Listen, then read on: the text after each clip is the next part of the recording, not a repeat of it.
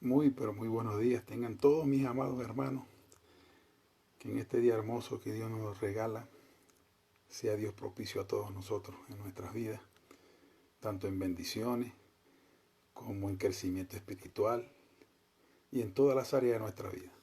Aquellos que son padres, que Dios les dé mucha sabiduría para guiar a su familia a la tierra prometida, tanto a su esposa como a sus hijos. Aquellos que no son padres, que están en ejercicio del estudio de la disciplina y la educación, que Dios les dé la sabiduría suficiente y les dé la inteligencia pues para ir avanzando, alcanzar aquella meta profesional que los va a llevar un día a ser forjadores de futuro y responsables de familia, por supuesto. Para los que se conectan por primera vez, que no me conocen, mi nombre es Fernando, soy evangelista, llamado por Jesucristo desde el 8 desde el 8 de mayo del año 2011. Y hago un pequeño resumen de esta programación. Esta programación está saliendo vía Facebook y vía YouTube. El canal por YouTube se llama Lo que la Biblia quiere decir.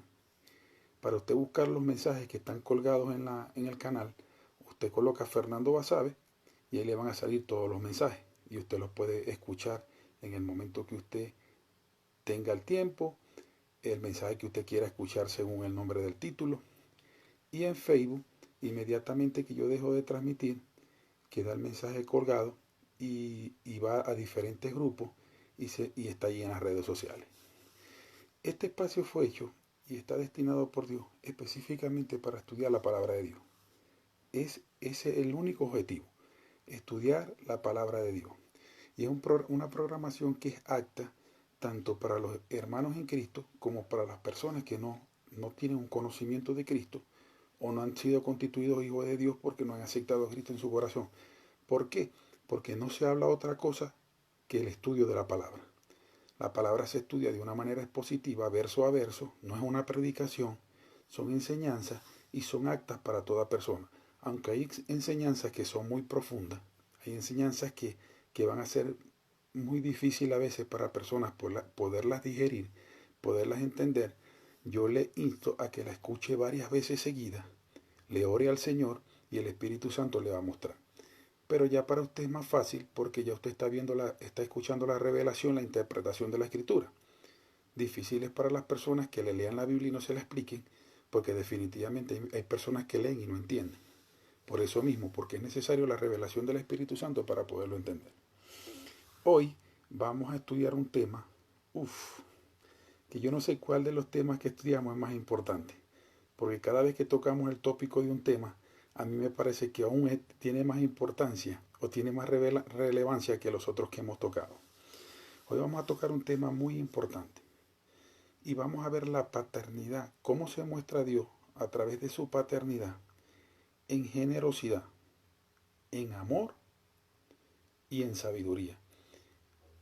¿Qué vamos a hacer para ver esa característica de un verdadero padre, como Dios se nos muestra a nosotros y sus características lo evidencian? Vamos a estudiar Mateo capítulo 20. Mateo capítulo 20, el título es Los obreros de la viña.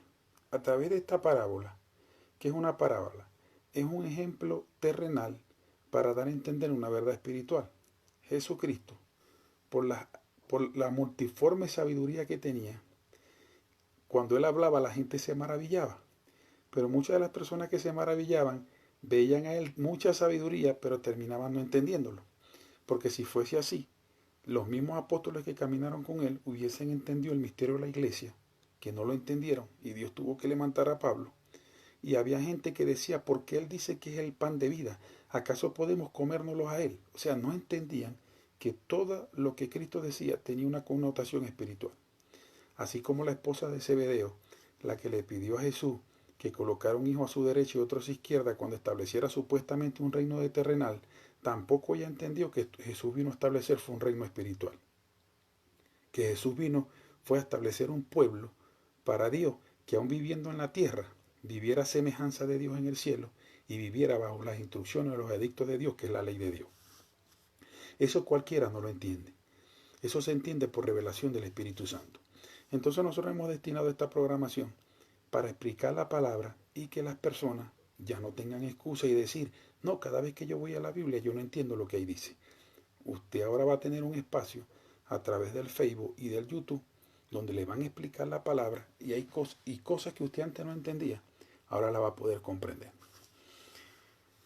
El tema que vamos a estudiar, como dije anteriormente, es Mateo capítulo 20 en adelante.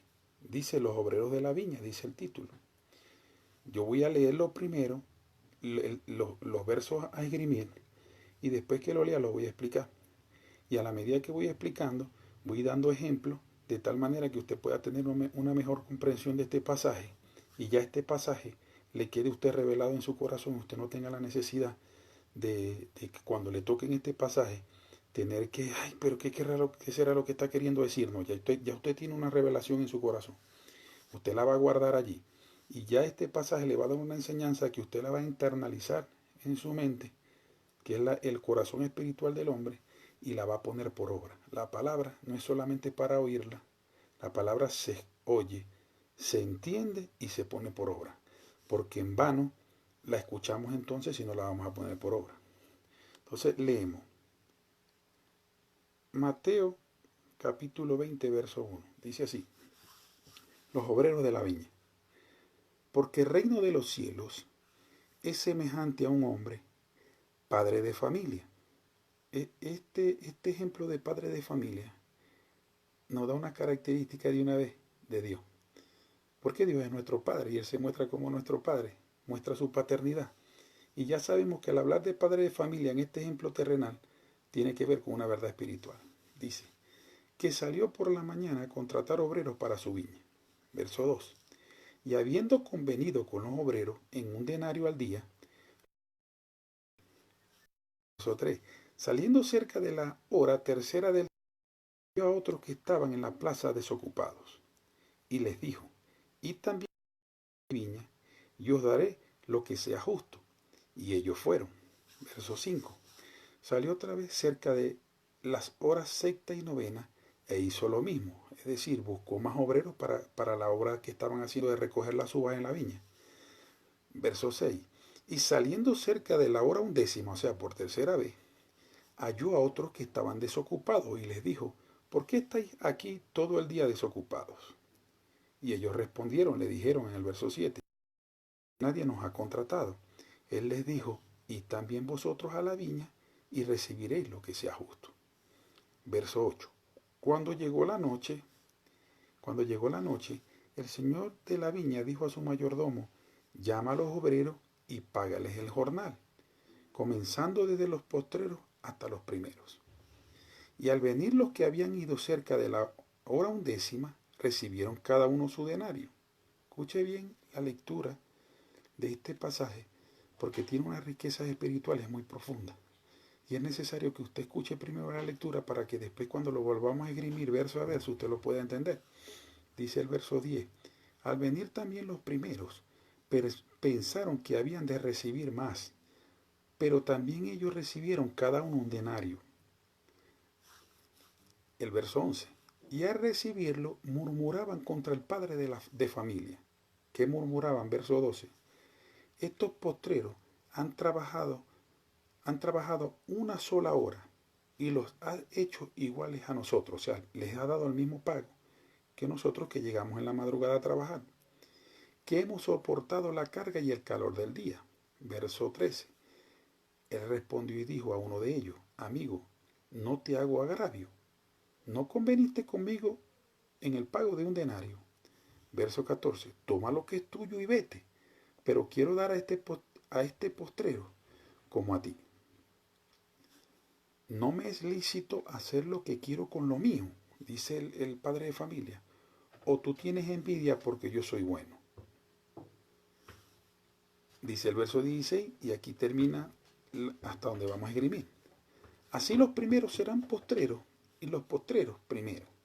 Porque muchos son llamados, mas pocos los escogidos. Fíjese que en el último verso 16 del texto de esgrimir da Cristo la revelación de lo que él quiere decir en los primeros 15 versos. Pero para que usted entienda esto, yo tengo que hacer una explicación breve primero. Yo creo que no es tan breve porque es una revelación, una iluminación que es muy posible que usted no la haya escuchado. Dios, las características de Dios como Padre son muy distintas a las características de un Padre terrenal, en este caso a las mías.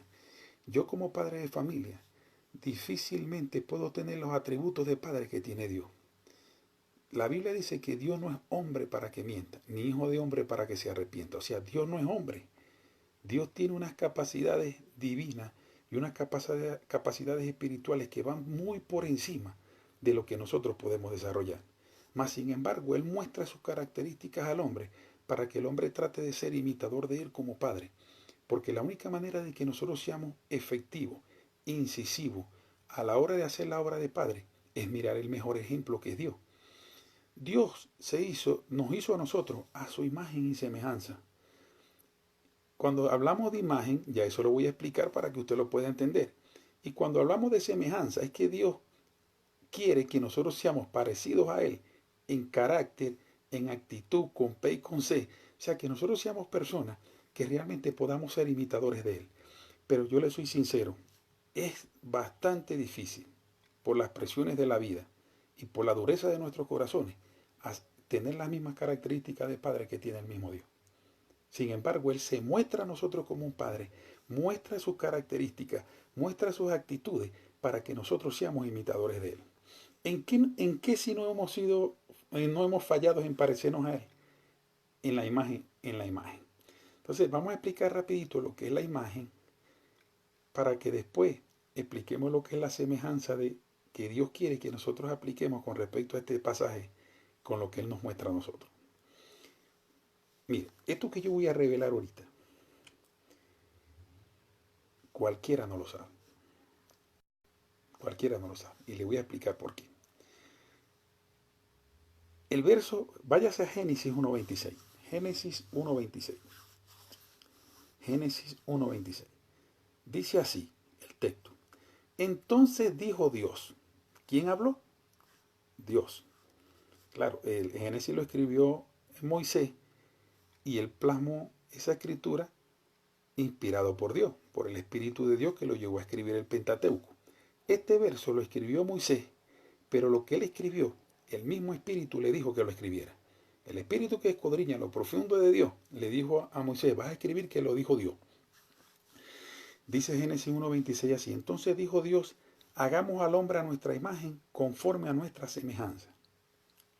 Y señoré en los peces del mar, en las aves de los cielos, en las bestias, en toda la tierra y en todo animal que se arrastra sobre la tierra. Aquí hay una revelación profunda, pero no es el tema que voy a tocar hoy, porque es el que acabo de leer anteriormente. Pero voy a tratar de explicar lo más sucinto y rápido posible. Aquí habló Dios, dijo, hagamos al hombre a nuestra imagen. Si nosotros no estudiamos este verso a profundidad, para saber cuál es la imagen que tenemos de Dios, vamos a cometer el error que cometió una maestra de escuela dominical donde yo me congregaba en Maracaibo. Y una vez iba pasando por uno de los salones antes del culto dominical y ya los niños estaban allí. Por no sé por qué ocasión yo tuve que pasar por allí, o por qué circunstancia. Y yo escuché a la hermana cuando le estaba diciendo a los niños que es cuando ellos se miraban a un espejo, así como ellos se veían la imagen en el espejo, así era Dios. Que tenía bracitos como ellos, que tenía cabecita como ellos y que tiene cuerpo como ellos. Mire, hermano, cuando yo escuché eso, sinceramente yo me irrité.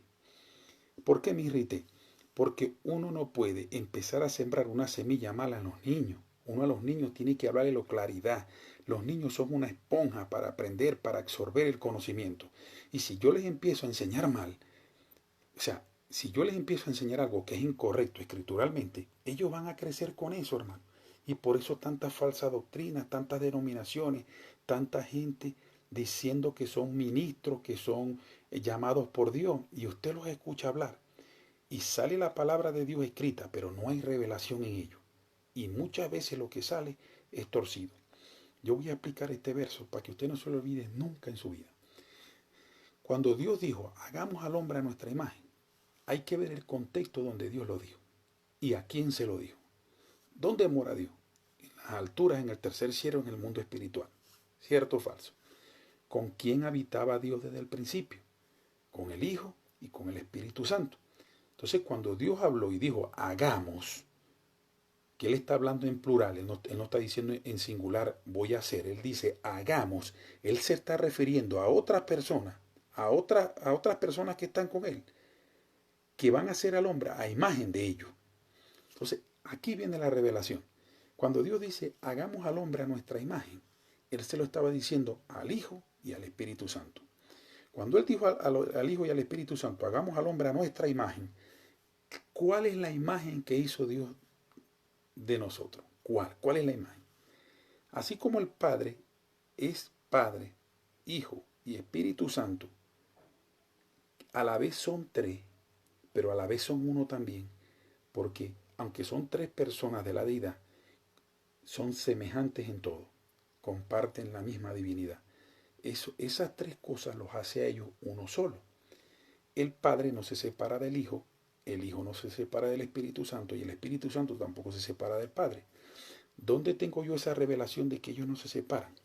Cuando Felipe le dijo a Jesús, Señor, muéstranos al Padre y lo conoceremos. Y Jesús le dijo, Felipe, ¿cuánto tiempo he estado contigo?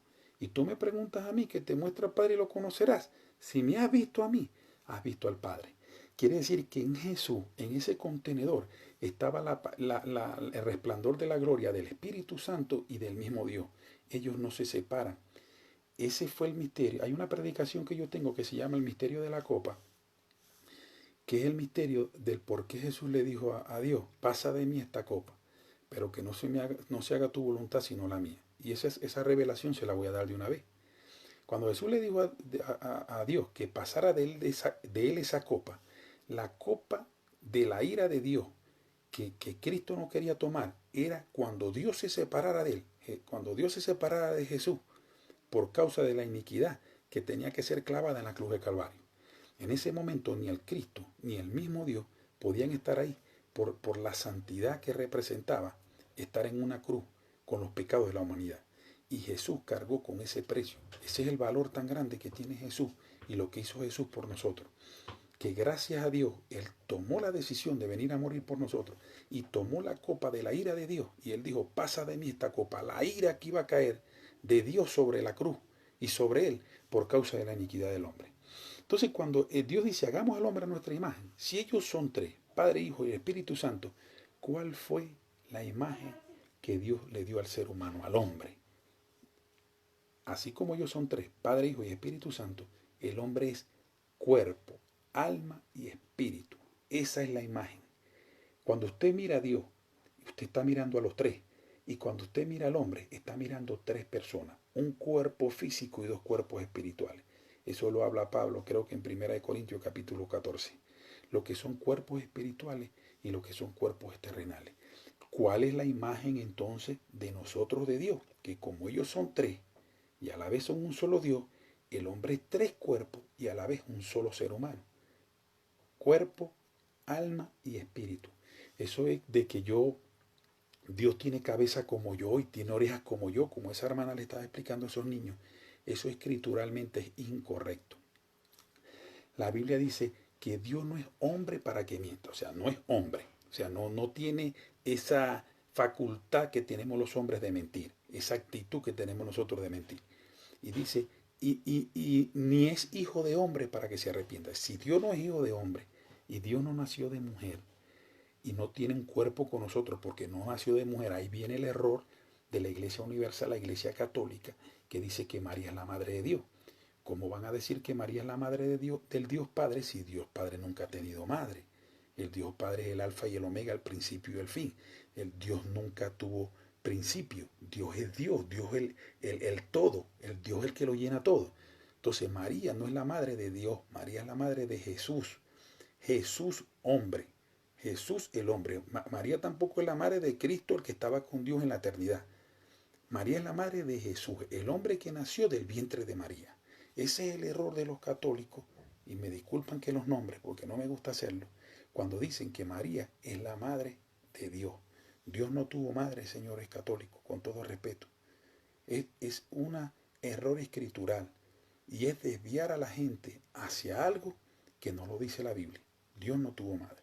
Entonces ya estamos claros que la imagen que Dios hizo de nosotros es que como ellos son tres, Padre, Hijo y Espíritu Santo, el hombre también es tres, alma, espíritu y cuerpo. Así como Dios no se puede separar ni del Padre, ni el Hijo del Padre, ni el Espíritu del Padre, ni el Hijo del Espíritu, los tres son uno en sustancia y esencia, el hombre también. Por eso es que cuando matan el cuerpo, por ejemplo, a una persona que le pegan unos tiros y matan el cuerpo, deja de trabajar el corazón, ya no hay oxigenación en las células y en los tejidos de los cuerpos, y se declara la muerte física, ya usted no puede ver la manifestación del alma y del espíritu. Esa palabra alma tampoco en el original aparece en la Biblia. La palabra alma viene de la Iglesia Católica Romana. Ellos son los que hablan de almas en pena, de las almas que van al purgatorio.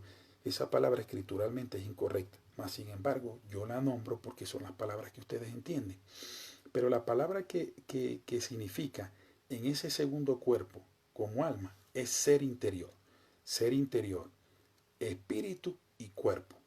Sin embargo, yo sigo diciendo alma porque no hay otra forma y manera que las personas lo puedan entender. Es una palabra que ya se metió aquí. Y si usted quiere cambiar el sentido de lo que es la palabra alma por ser interior, la persona va a caer en confusión. Entonces hablamos de tres cuerpos, uno físico y dos espirituales. Cuando usted se mira en el espejo, ¿cuál es la imagen que usted de Dios? Usted dice, tengo un cuerpo, tengo un ser interior que es el alma y tengo un espíritu. Y así como en mí hay tres personas, ellos también son tres. Yo como la Biblia es un libro de estudio, si usted no estudia este verso y usted lo lee así nada más, usted nunca va a entender lo que es la imagen de Dios. Nunca. Porque esto tiene que ver, mis hermanos, es con revelación. Cuando usted está leyendo la Biblia, usted empieza a preguntarle a Dios, Señor, hagamos, ¿a quién le dijiste? ¿A quién le hablaste? Es allí donde Dios se va a mostrar a ti. Los que más se acercan a Dios, Dios más se acerca a ellos. Y es ahí donde viene la revelación. Hay gente que predica y no tiene esta revelación. Yo nunca he escuchado un púlpito decir a nadie que la imagen de Dios es que nosotros tenemos tres cuerpos. Ser interior, alma, espíritu y cuerpo. Y que Dios así como son tres en la deidad, también son uno que son Dios. Nunca he escuchado a nadie predicar sobre eso, nunca a nadie. Así que si usted, por eso es que la Iglesia Católica Romana cree que Dios es un viejito con pelo largo blanco, con una bácula sentado en una silla, porque ellos creen que Dios es como nosotros, que Dios tiene un cuerpo, que tiene una cabeza, que tiene unos ojos. Dios para mirar no necesita ojos y ve. Dios para oler no necesita nariz y huele. Dios para hablar no necesita boca y habla. Porque Dios es una gloria total, una potencia que lo llena todo. Tanto así que de Él salió la creación. Tanto así que Él tuvo que suprimirse como Dios para poder darle lugar a la creación, al universo, a los planetas y a la Tierra. Suprimirse, abrió un espacio donde el mundo pudiera caber. Se puede imaginar lo que es Dios. Entonces comparar a Dios, que es una potencia que lo llena todo, es una dimensión de gloria que los ángeles que dan vuelta alrededor del trono de Dios, cada vez que miran hacia la gloria de Dios, dicen, oh, más gloria. Y vuelven a mirar, oh, más gloria. Entonces, y tergiversar este verso, Génesis 1:26, torcerlo y decir que Dios es imagen de nosotros y que Dios es un hombre como nosotros, que tiene un cuerpo como nosotros, es una total locura y aberración. Usted está limitando a Dios a ser un contenedor como nosotros, cuando Dios es una potencia que lo llena todo y nosotros salimos de él. ¿Cómo entiende usted que tantos seres interiores, tantas almas, tantos espíritus, tantos cuerpos pudieron salir de Dios? O sea, ¿usted cree que Dios tiene un cuerpo como nosotros? Es un error, es una aberración decir que Dios se parece a nosotros físicamente. Entonces, ahí entendemos cuando dijo Dios, hagamos al hombre a nuestra imagen, ya sabemos cuál es la imagen, conforme a nuestra semejanza. ¿Cuál es conforme a nuestra semejanza? Que nosotros nos parezcamos en él en carácter y en actitud. ¿Quién tenía esas características que dice Génesis 1:26? Adán cuando Dios lo formó. Cuando Dios formó a Adán en el huerto del Edén, ya Adán tenía los tres cuerpos, era imagen de Dios y era semejante a Dios porque Adán era un hombre íntegro. Adán era un hombre santo, no había pecado en él, no había conocimiento del bien y el mal. Y aquí viene una revelación. ¿Por qué Dios le puso límites a Adán? Porque aunque eran como Dios, porque eran santos, Dios le puso límite y le dijo, usted es menor que yo, por lo tanto usted no va a pasar de aquí. Usted tiene un mandato, porque Dios siempre estableció en Adán y le dio a entender, te voy a dar autoridad, te voy a dar señorío y todo. Pero cuando Dios le dijo, podrás comer de todo árbol del huerto, ahí no estaba Eva. Este verso da la revelación que ahí no estaba Eva. Vamos a leerlo otra vez. Dice, entonces dijo Dios, hagamos al hombre a nuestra imagen conforme a nuestra semejanza. Y señoré en los peces del mar, en las aves de los cielos, en las bestias, en toda la tierra y en todo animal que arrastra sobre la tierra. Ahí estaba Eva. Ahí no estaba Eva, hermano. Ahí no estaba Eva todavía creada cuando Dios le dio los mandatos al hombre. Y voy a decir algo aquí. Ese señorío se lo dio Dios al hombre. Y el hombre estuvo años solo, hasta que Dios dijo, no es bueno que el hombre esté solo, haré ayuda idónea para él. El señorío se lo dio Dios a él, a Adán. Y desde el Génesis, desde el origen, la autoridad para gobernar se la dio Dios a los hombres, no a las mujeres. La Biblia dice que Dios es el mismo ayer, hoy y por los siglos. Eso que está pasando ahorita, ese levantamiento femenino que está viendo, eso no es de Dios. Porque si Dios hubiese querido darle la misma autoridad tanto al hombre como a la mujer, lo hubiese creado a los dos. Y después que lo crea a los dos, Él dice todo esto. Señoré en los peces del mar. Fíjese que dice señoré. No dice señorén. Dice señoré en los peces del mar, en las aves de los cielos. La autoridad se la dio Dios al hombre. Ahora usted entiende, cuando hay un matrimonio con hijos en su casa y el niño comete un error en el colegio y le dan una boleta de citación y viene el niño y le dice a la mamá, mamá, me dieron una boleta de citación que hay que ir para allá. ¿Qué le dice la mamá? Deja que venga tu papá. Eso es lo primero que le dice. Deja que venga tu papá. Vamos a ver qué le vas a decir a tu papá con lo que vos hiciste. La mujer entiende la sujeción y la autoridad que tiene el hombre en el hogar. Por eso es que cuando una mujer quiere pasar por encima del hombre en el hogar, ese reino no puede prevalecer, porque el hombre no fue hecho para ser cola, el hombre fue hecho para ser cabeza. Y la mujer que entiende ese principio espiritual de la autoridad del hombre y pasa a ser esa ayuda idónea que el hombre necesita, eso tiene su traducción en el griego, en el hebreo, que significa ayuda idónea. Cuando esa mujer pasa a ser esa ayuda idónea que ese hombre necesita, porque el hombre necesita a la mujer para gobernar, realmente la necesita. El hombre, aunque fue hecho para gobernar solo, Dios dijo, no es bueno que el hombre esté solo.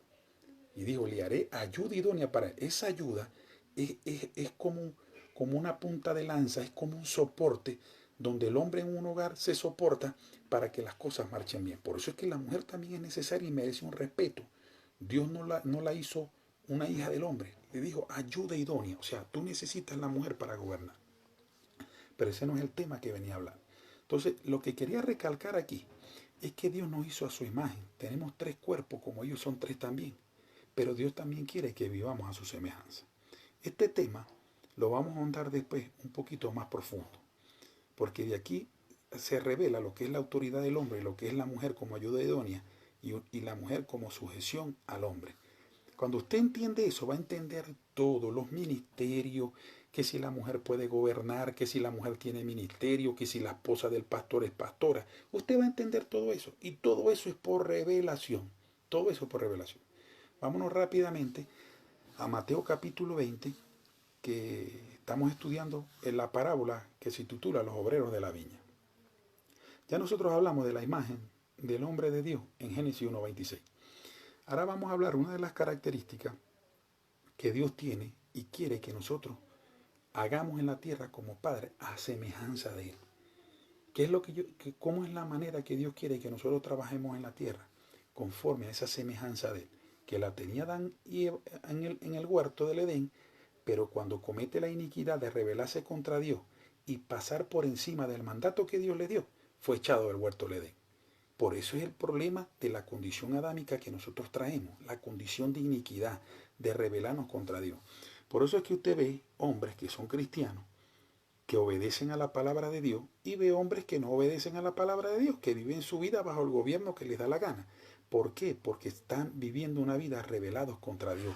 No tienen sujeción de nadie. Beben, dicen groserías, fornicación, adulterio. ¿Qué límite tiene ese hombre? que está en rebelión contra Dios, en iniquidad contra Dios. No tiene ningún límite. Una persona así y una mujer así no puede entrar en el cielo. ¿Cómo va a morir? Y le van a hacer un novenario para mandarlo para el cielo si ese hombre murió en iniquidad y en rebelión contra Dios. Él vivió bajo su propio gobierno y no le interesó que había Dios en la tierra. ¿Cómo pretende usted que un hombre que vivió en rebelión y iniquidad le van a hacer un novenario? Un poco de gente reunió ahí, hacen un poco de rezo y después que rezan se va su alma para el cielo. Eso es falso. Ese hombre murió en sus delitos y pecados. Nunca reconoció a Dios como autoridad de él. Y si no lo reconoció como autoridad en la tierra, tampoco lo va a reconocer como autoridad en el cielo. Es capaz que hacen como Luzbel. El alma entra en el cielo, quieren rebelar contra Dios, van a querer buscar aguardiente, van a querer buscar mujeres para fornicar. ¿Y cómo cree usted que Dios va a meter un diablo allá en el cielo? No tiene sentido. Abran los ojos, abran sus ojos espirituales y oídos espirituales. La Iglesia Universal los está llevando a una perdición. La Iglesia Universal no los está enseñando la ley de Dios. La Iglesia Universal les está enseñando un Dios blandengue, un Dios que lo permite todo. Y ese no es el Dios que hizo el cielo y la tierra. El Dios que hizo el cielo y la tierra hizo unas leyes y unos estatutos por los cuales los hombres se tienen que regir. Y el que no rija esa ley, el que no viva conforme a esa ley, no puede vivir en el... Primero no va a vivir en el cielo, pero tampoco va a reinar con Cristo. ¿Por qué no va a reinar con Cristo? Porque no se va a sujetar a Cristo. Porque nunca se sujetó a Él. Porque nunca aprendió que había una autoridad por encima de Él. El hombre y la mujer que mueran sin Dios, haciendo lo que les da la gana, bajo su propio gobierno. Como hay gente que dice, yo hago lo que me da la gana porque el cuerpo es mío. Usted puede hacer lo que le dé la gana, pero usted no va a ir donde está Dios. Porque donde está Dios no se hace lo que a la gente le da la gana. Donde está Dios se hace lo que Dios dice que haga. Cuando Luzbel no quiso hacer lo que Dios quiso que hiciera, Dios lo tiró del cielo y lo echó como un rayo. Más nunca. Luzbel no tuvo capacidad de que Dios lo pudiera redimir. No tuvo capacidad de que Dios lo pudiera redimir porque se rebeló contra Dios. Como muchos hombres y mujeres en este tiempo viven una vida como si Dios no existiera. El colmo de los colmos es que viven una vida como si Dios no existiera y después que se mueren quieren ir para donde está Dios. O sea, es una locura. Aplicando el sentido común y la lógica, si usted no fue capaz en su voluntad cuando pudo hacerlo, de dejarse gobernar por Dios, ¿cómo cree usted que se va a dejar de gobernar por Dios después que se muera en su iniquidad y en sus pecados? Es imposible. Entonces, nos hemos salido un poquito del tema porque es necesario que cuando yo hago... Aquí usted se da cuenta que yo tengo el don evangelístico. Porque fíjese que estoy enseñando la palabra y termino siempre evangelizando. ¿Por qué termino evangelizando? Porque el hombre tiene que saber su verdadera condición delante de Dios. El hombre no puede creer que Dios es un Dios blandengue, un Dios permisivo de todo. No, haz lo que quieras en la tierra. Olvídate la ley. Olvídate la ley. Haz lo que quieras en la tierra. Y después que te mueras, tranquilo, yo te recibo aquí. O sea, ¿qué le hace pensar a un hombre o a una madre que le mata a un hijo cometiendo delito? Que después que se lo maten, ella le hace un novenario y se va para el cielo. Él estaba robando, pero tranquilo. Como dice la Iglesia Católica, después que se muere lo mandamos para el purgatorio, le metemos 7000 grados de temperatura, le quemamos los pecados y de ahí se va para Dios. Lo que él no hizo en la tierra lo van a hacer un poco de borrachos reunidos después de un rezo por él. No tiene sentido. Eso no es espiritual. Eso es lo que se llama religión. Religión. Estar atado a un brazo fuerte que tú mismo no has permitido soltarte de él. Vive la libertad gloriosa de los hijos de Dios. Que tú sientas la paz y la tranquilidad que tú estás cumpliendo con los estatutos de la ley de Dios. Y tengas la seguridad que cuando tú te mueras, qué pena, que tengas la seguridad que cuando tú te mueras, tú te vas a ir con Dios. Tu alma está preservada para irse con Dios. Pero si tú lamentablemente vives tu vida bajo tu gobierno, tú no te vas a ir con Dios. Entonces, quedamos... nosotros al inicio de la programación leímos Mateo capítulo 20. El título es Los obreros de la viña. Ahora lo vamos a explicar. Y aquí hay una riqueza en gloria tan tremenda. Cuando hablo de riquezas en gloria, no estoy hablando de dinero. Porque a veces la gente, cuando me dice riqueza, está tan acostumbrada que le quiten la plata, le arranquen la plata, que la gente dice, ya se va a pedir dinero. No, hermano. Cuando yo hablo de riquezas en gloria, hablo de la multiforme sabiduría de Dios. La verdadera riqueza de un hombre está en tener la sabiduría de Dios. Si yo tengo la sabiduría de Dios, yo sé cómo hacer dinero, pero hacerlo honestamente. Si yo tengo la multiforme sabiduría de Dios, yo tengo cómo actuar bien, sin necesidad de hacer daño a nadie, porque Dios no le ha hecho daño a nadie para poder hacer lo que ha hecho. A eso me refiero. Entonces vamos a estudiar rápidamente Mateo capítulo 20, los obreros de la viña. Dice así, verso 1. ¿Cómo lo vamos a estudiar? Es positivo. Aplicando la primera regla de la hermenéutica. ¿Qué dice la primera regla de la hermenéutica? Que la Biblia es su propio intérprete. O sea, la Biblia es su propio intérprete. Yo les he explicado en los diversos programas que he hecho que el segundo verso siempre va a enseñar el primero. El segundo verso siempre va a enseñar el primero. Habla un poco más alto, hermano. Mi hermana Ingrid, Dios te bendiga, hermanita. Ya Ingrid todos los días está escuchando la palabra y me alegro mucho, Ingrid, que estés escuchando la palabra, porque yo sé que estás aprendiendo. Decirles a Javier también que la escuche y pone a los niños también a escuchar. Entonces, los obreros de la viña. Mateo capítulo 20, verso 1 dice así. Porque el reino de los cielos es semejante a un hombre. ¿Qué significa la palabra semejante? En el griego, parecido a. El reino de los cielos es parecido a un hombre, padre de familia, que salió por la mañana a contratar obreros para una viña. Voy a explicarle rapidito ese verso. ¿Qué es una viña?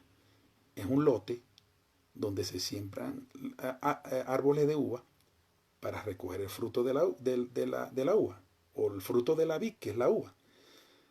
Este primer verso da a entender que este hombre tenía una familia, ya era un hombre responsable, tenía un nivel de madurez, y tenía un lote donde cultivaba la vid, que es el que da el fruto de la uva, y que ya llegó el momento de la siega, de recoger. Este hombre, aunque tenía familia, él dijo, no, yo voy a buscar trabajadores para recoger la uva, no sea que llueva, no sea que vengan los animales y me las coman. O sea, era imperante para él, era importante para él buscar trabajadores para recoger la cosecha de la uva. Eso es lo que quiere decir este verso, para que usted vaya entendiendo. Cuando la Biblia habla aquí de padre de familia, se está refiriendo a Dios y se está refiriendo al reino de los cielos. Por eso que dice, porque el reino de los cielos es semejante a, parecido a. O sea, Dios tomó la decisión de salir a buscar obreros. ¿Obreros para aquí? Ya lo vamos a explicar. Verso 2. Y habiendo convenido con los obreros en un denario al día, los envió a su viña. Da a entender que cuando el padre de familia salió, había un lugar donde habían hombres con herramientas sentados, donde ellos, como decir, en una plaza, estoy parafraseando, y ellos se sentaban ahí porque sabían que habían patrones, gente de las granjas, de los lotes, de las haciendas, que llegaban a ese lugar a buscar obreros para trabajar. La Biblia me enseña a mí que esto pudo haber sido de madrugada, porque fue a las primeras horas del día. Dice, y habiendo convenido con los obreros en un denario al día, los envió a su viña. ¿Qué era un denario? Era lo relativo al sueldo de un día. Y ese sueldo, ese denario al día, alcanzaban para que esas personas comieran. Por ejemplo, aquí en Colombia, el sueldo mínimo diario son 30.000 pesos. 30.000 pesos diarios. Si usted saca cuenta con esos 30.000 pesos diarios, es posible que usted pueda desayunar, almorzar y cenar. Pero depende de la cantidad de personas que haya en una familia. En ese tiempo, un denario alcanzaba para que comiera una familia, porque este era un hombre justo. Este hombre que habla la Biblia aquí, denota un hombre justo que daba un salario justo. Y ese ejemplo terrenal, lo que está dando Jesús, tiene que ver con el Padre de los cielos, con el Dios del cielo. Y esto nos enseña algo. Nosotros tenemos que ser justos a la hora de pagarle a los trabajadores. Porque sinceramente con 30.000 pesos no come una familia diario. ¿Y cuánto le sacan el jugo a una persona? Por esos 30.000 pesos. Pero con 30.000 pesos no come una familia diaria. 5 personas no comen con 30.000 pesos. Estoy hablando todo lo que compone 24 horas al día una familia. Pagar luz, pagar agua, pagar servicio y pagar comida. No alcanza. Por eso es que la gente sufre. Verso 3.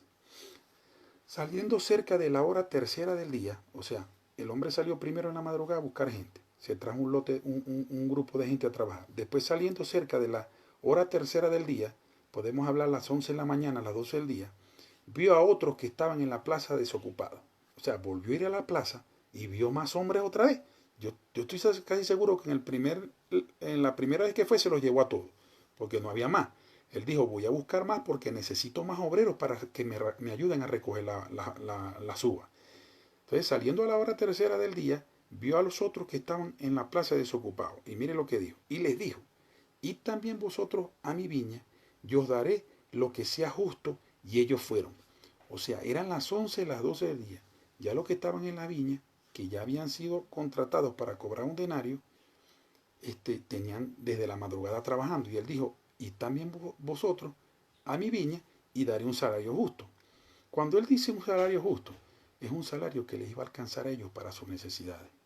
Señores empresarios, señores que tienen empresas, compañías, que tienen parte en la prosperidad de un país, paguen un salario justo, denle a los trabajadores un salario justo, porque eso es de buen nombre. Eso es lo que ha hecho Dios. Y eso es lo que está mostrando Dios aquí, que Él es un Dios justo y Él le da a la gente lo que merece. Paguen un salario justo. Dice el verso 5. Salió otra vez cerca de las horas sexta y novena e hizo lo mismo. O sea, salió primero a la madrugada, buscó un grupo de gente. Salió como a las 11, 12 del mediodía, buscó otro grupo de gente. Y después dice aquí que salió como a las 3, 4, 5 de la tarde y dice así.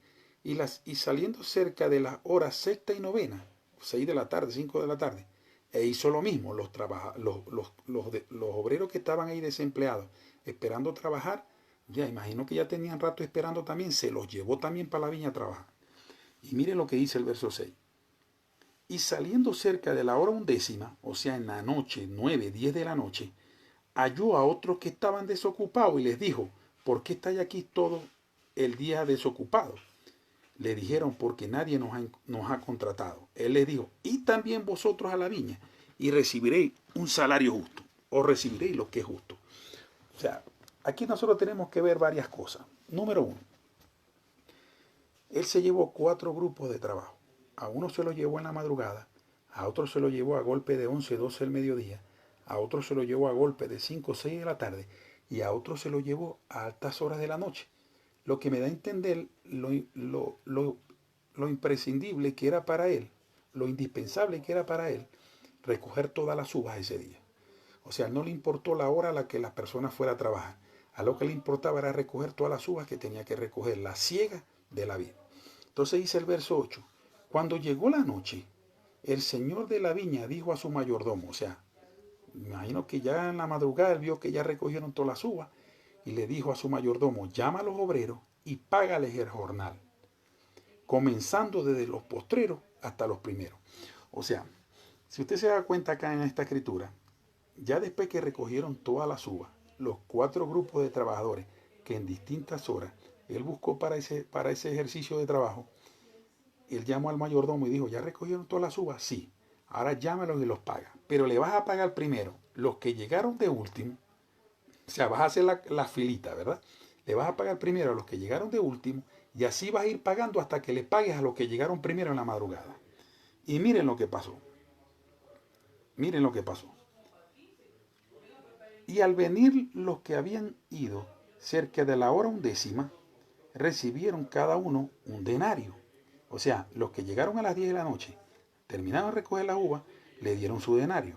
Dice, al venir también los primeros, o sea, de una manera de atrás hacia adelante, al venir también los primeros, pensaron que habían de recibir más, pero también ellos recibieron cada uno un denario. O sea, los que estaban desde la madrugada, ellos dijeron, bueno, si este hombre trajo tanta gente en distintas horas, yo creo que cuando nos vaya a pagar, si ya les dio un denario a cada uno de ellos, a nosotros nos tiene que dar más, porque nosotros trabajamos más. Eso tiene una enseñanza tremenda, hermano. Entonces dice, verso 9. Vamos a leer el 10 otra vez. Al venir también los primeros, pensaron que habían de recibir más, pero también ellos recibieron cada uno un denario. Y al recibirlo, murmuraban contra el padre de familia. Mire lo que dice. Murmuraban contra el padre de familia, diciendo, estos postreros han trabajado una sola hora y los has hecho igual a nosotros, que hemos soportado la carga y el calor del día. O sea, yo quiero que usted entienda lo que aquí está ocurriendo. Él, cuando fue a la plaza en la madrugada para darle trabajo a ellos, le dijo, me van a trabajar un día de trabajo y yo les voy a pagar un denario. Y ellos convinieron en el salario porque era un salario justo para trabajar. Ellos aceptaron el contrato de un denario. Cuando él les fue a pagar, ellos empezaron a cuestionar que por qué les iba a pagar un denario si a los otros que habían llegado más tarde también le había pagado un denario. ¿Usted cree que ese hombre estaba siendo injusto? Que ese padre de familia estaba siendo injusto cuando él convino con ellos pagarle un denario. O sea, era problema de ellos si él le pagaba un denario o no a los que habían llegado después. No, así somos nosotros los hombres, hermano. Lamentablemente. Después que aceptamos y damos la palabra de algo, empezamos a poner condiciones que no estaban en el contrato. Lamentablemente es así. Estos hombres se empezaron a quejar y miren lo que dijo el padre de familia. Cuando ellos se quejaron, fíjense lo que dijeron en el 12, diciendo, estos postreros, o sea, esta gente que llegó después, han trabajado una sola hora y los has hecho iguales a nosotros, que hemos soportado la carga y el calor del día. Él respondiendo dijo a uno de ellos, amigo, no te hago agravio, no conveniste conmigo un denario, o sea, no fue el contrato que hicimos de un denario. O sea, tú no tienes que ver con lo que yo le pague a ellos, tú tienes que ver que yo te estoy cumpliendo el contrato que nosotros hablamos. Entonces dice el verso 14, toma lo que es tuyo y vete, pero quiero dar a este postrero como a ti. O sea, él le dijo, tome su denario porque ese fue el contrato que hicimos. Y yo le pago a este postrero lo que yo le quiera pagar, porque el dinero es mío, quien lo contraté fui yo. Si llegó antes o llegó después, eso no es su problema. Yo le estoy pagando a usted el denario que nosotros convenimos. Mire, hay gente que puede interpretar esto como que el padre de familia es un padre injusto, es un jefe injusto, pero no es así. Él aclaró con ellos, es el pago de un denario. O sea, lo que suceda en una fábrica, si yo hago mucho dinero en la fábrica, más de lo que usted se imaginaba que yo iba a hacer, yo no tengo por qué pagarle más. A menos que yo convenga y diga en mi corazón, yo le voy a dar más dinero porque las ganancias de nosotros están siendo buenas. Pero si yo le estoy pagando a usted el salario que usted y yo acordamos, no se queje, no se queje. Entonces dice el 14, que es normal que el jefe lo haga, toma lo que es tuyo y vete, pero quiero dar a este postrero como a ti. Y dice el verso 15, ya vamos llegando al 16, no me es lícito hacer lo que quiero con lo mío. O sea, él dice el padre de familia, no me es lícito, no me es permitido hacer lo que quiero con lo mío. Dice, o tienes tu envidia porque yo soy bueno. Qué tremenda enseñanza hay aquí, hermano. Este hombre sabía que la gente que estaba en la plaza esperando trabajo tenía horas y horas esperando trabajo, pero nadie los contrataba. Y él no se los iba a traer, habiendo estado todo el tiempo esperando trabajo allá, para pagarles menos o para pagarle un salario que no le alcanzara para el día. Esto es un hombre bueno, este es tipo de un jefe que no ve el dinero, hermano. Él solamente vio que él tenía que recoger esa suba. Y mientras más buscara gente, más rápido la iba a recoger. Y él igualito no escatimó en darle un denario al que buscó a las 12 del día, al que buscó a las 6 de la tarde y al que buscó a las 10 de la noche. Eso usted no lo va a ver hoy día, oye.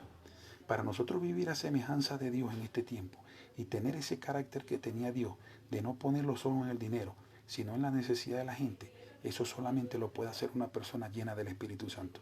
Señores cristianos que tienen empresa, paguen un salario justo. No se pongan a estar explotando a la gente, haciendo dinero, dinero, dinero, y no se pongan a estar explotando a la gente, porque eso no es de buen nombre. Nosotros tenemos que dar el ejemplo y mostrarle al mundo unos hombres y mujeres justos a la hora de tener una empresa y de pagarle. Cuando usted ve que el obrero está contento, que el obrero hace su trabajo contento, es porque usted está pagando lo justo. Pero cuando usted ve que el obrero le dice, ya ha pasado el tiempo, ya el dinero no nos está alcanzando, tienes que darnos un aumento, el obrero no se lo está diciendo porque quiere decírselo, se lo está diciendo porque tiene necesidad.